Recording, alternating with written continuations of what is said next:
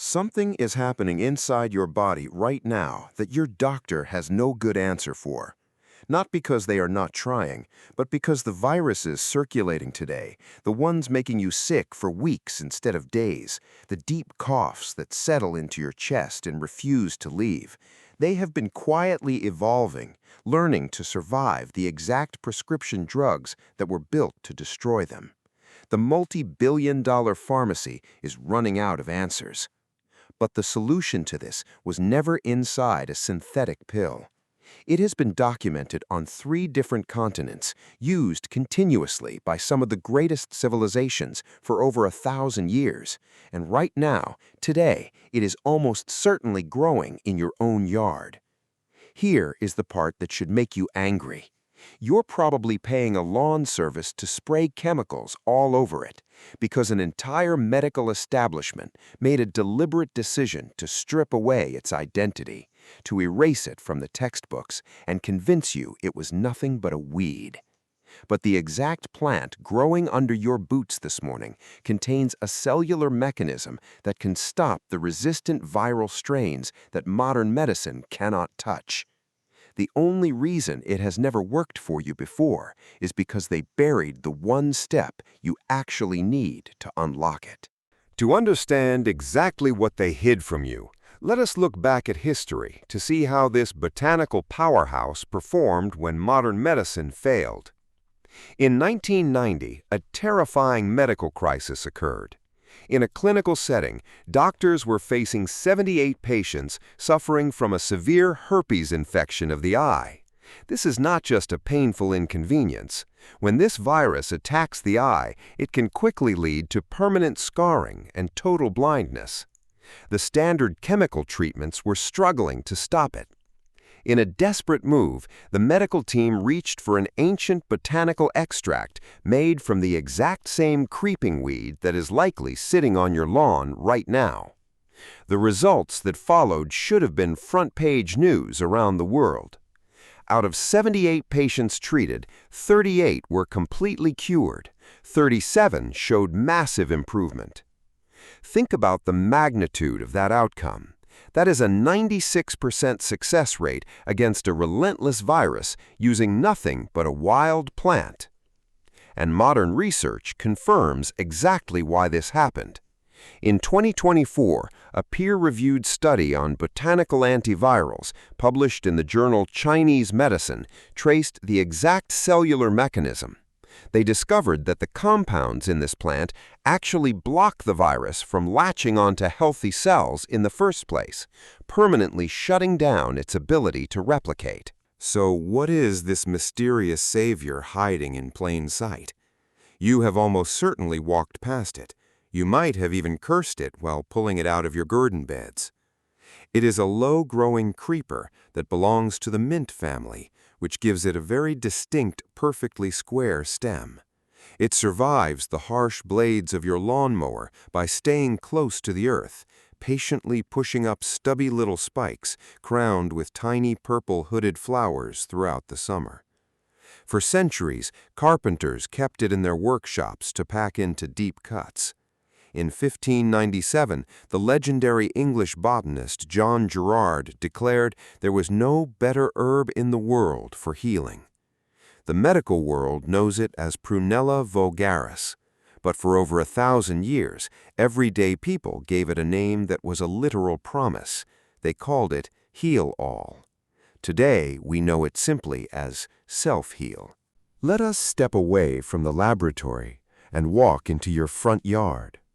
You are now looking at one of the most powerful, historically proven antiviral plants on Earth, growing completely free in your own grass. But before you close this video and rush out to harvest it, you need to stop and listen carefully. Simply boiling it in hot water like a standard tea will not give you those clinical results. There is a specific synergistic formula required to unlock its true power. And there is a very dark reason why that exact formula was erased from your medical system. Which brings up a deeply disturbing question. If a wild weed can cure a viral infection with a 96% success rate, why did your doctor never write you a prescription for it? The answer lies in a profound historical shift that changed how medicine was practiced and, more importantly, how it was funded. In the early 20th century, botanical medicine was widely respected. Institutions like the Eclectic Medical Institute in Cincinnati were training brilliant physicians to combine clinical science with native plant knowledge. These doctors knew exactly what self-heal was capable of. They documented its power to fight severe infections and soothe chronic inflammation. But a shift was happening. Powerful industrial tycoons were building massive empires based on the emerging petrochemical and pharmaceutical industries. They quickly realized a fundamental flaw in their business model. You cannot patent a plant that grows for free in the dirt. You cannot build a multi-billion-dollar monopoly on a purple flower that a carpenter can pick from his front yard every day. In 1910, a highly influential document was published, known as the Flexner Report. The stated goal of this report was to standardize medical education across the country. It heavily favored institutions that focused exclusively on laboratory science and synthetic pharmacology. Schools that adhered to this new model received substantial financial grants and official accreditation. However, schools that continued to teach eclectic, botanical, or natural medicine were deemed unscientific under this specific new standard. Without access to funding or accreditation, they simply could not survive the new financial pressure. How exactly does a century of profound medical knowledge vanish with a single signature? It was not a dramatic conspiracy, it was just bureaucracy. The system was simply reorganized in a way that left no room for nature. One by one, the botanical medical schools were forced to close. The Eclectic Medical Institute eventually surrendered its charter and locked its heavy wooden doors for the last time. In a single generation, the curriculum changed completely. Young doctors were no longer trained to recognize the clinical value of medicinal plants. Self-heal was slowly downgraded from a documented medical treatment to an annoying yard weed. Did they not disprove the plant? They just stopped teaching it. But while the educational system walked away from it, the plant never left. Year after year, it kept pushing up through the same lawns, the same cracked sidewalks, the same garden beds, patient in the way that only wild things can be.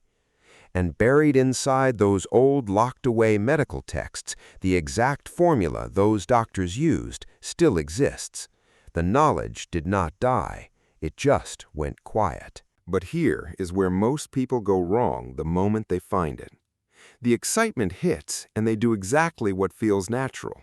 They walk outside, pull a handful of leaves, drop them into boiling water, and wait for something to happen. They drink the tea.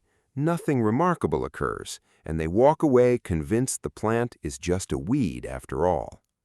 While a warm tea might soothe a scratchy throat, it will not give you the intense clinical results against resistant viruses that we discussed earlier.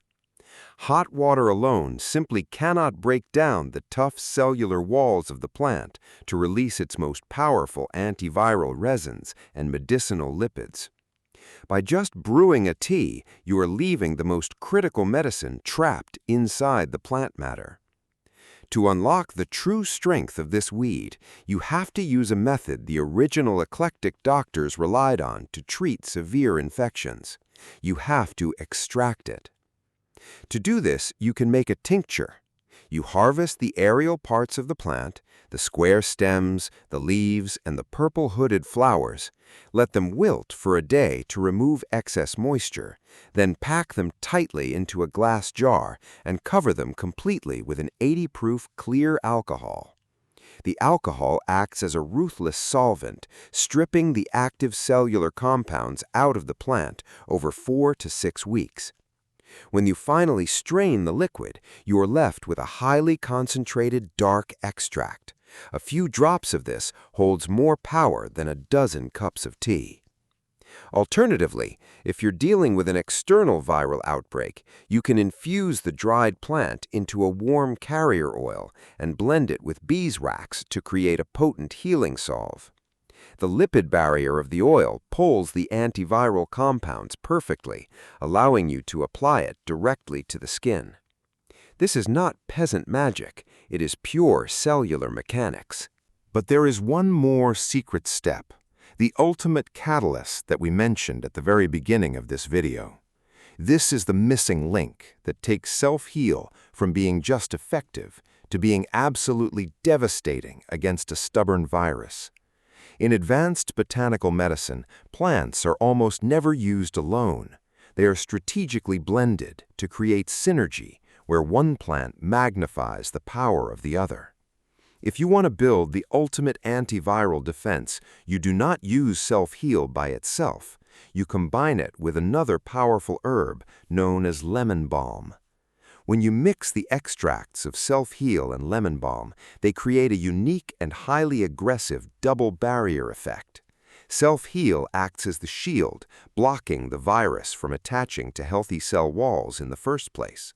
Meanwhile, the lemon balm acts as the sword, penetrating the system to suppress the inflammatory pathways the virus desperately needs to replicate. It is a perfect lock-and-key mechanism.